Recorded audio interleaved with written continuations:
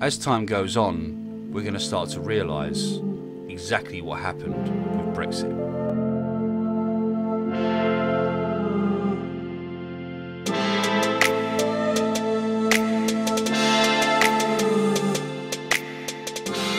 The first thing to say is it's hardly a secret to say that the majority of Whitehall was not exactly enthusiastically pro-leave. In fact, you can probably count on the fingers of no hand the number of permanent secretaries that voted to leave. The constant refrain throughout my time in government was this atmosphere of reluctance to leave. They thought the best interest of the country was to stay in. So you got that for a start off.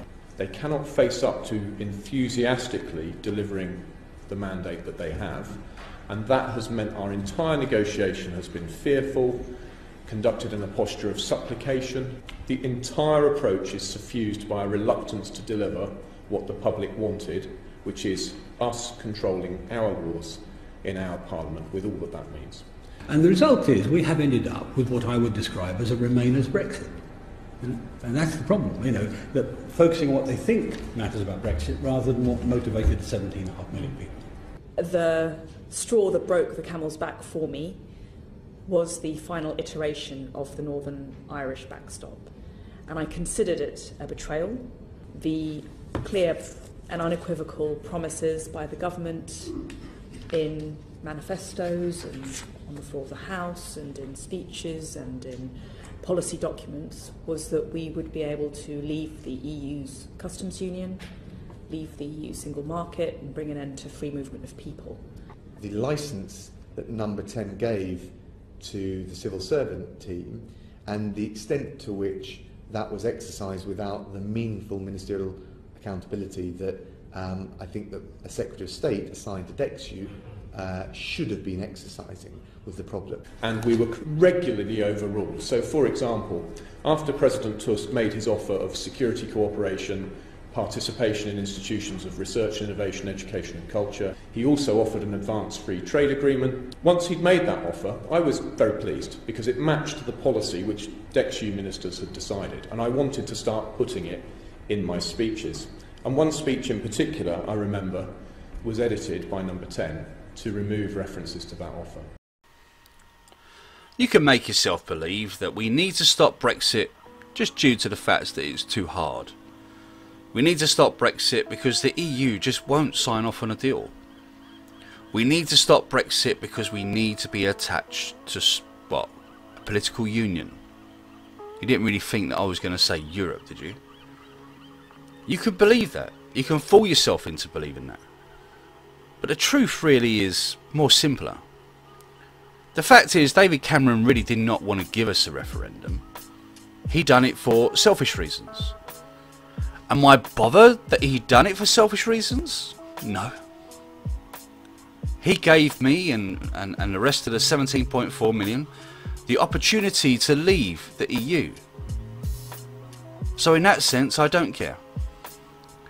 Am I bothered the fact that he walked away as soon as he lost? Of course I am. The guy's a fucking coward. But I guess he always knew that was going to happen if somehow Brexiteers actually won the EU referendum back in 2016. Now you could believe that somehow the government and the parliament and the civil service are there for you and your family and always will be. And everything they do is for the betterment of the people of their country.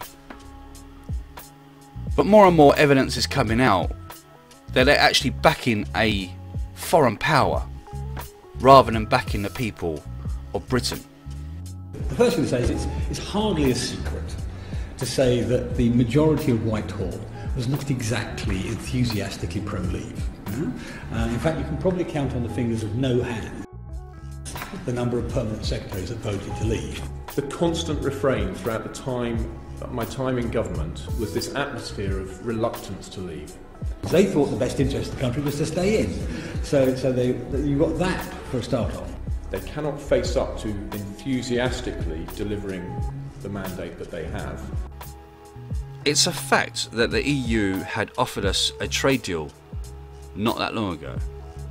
It's a fact that Theresa May told the civil service to keep their mouth shut about it. It's a fact that most of the civil service are actually Remainers.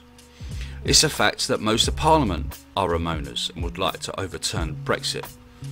It's a fact that most of our government are Remainers and would like to overturn Brexit. You put that in the equation of going to negotiations with the EU, and what other turnout could there have been? No wonder it's a shambles. So all those people that want to blame Brexit for all these issues, look within. If you're the one that is fighting the vote of 2016, then you are one of those issues. If you are an MP that's fighting against the vote of 2016, you are one of those issues. If you're a part of our government and you're not fighting Theresa May, then you are one of those issues.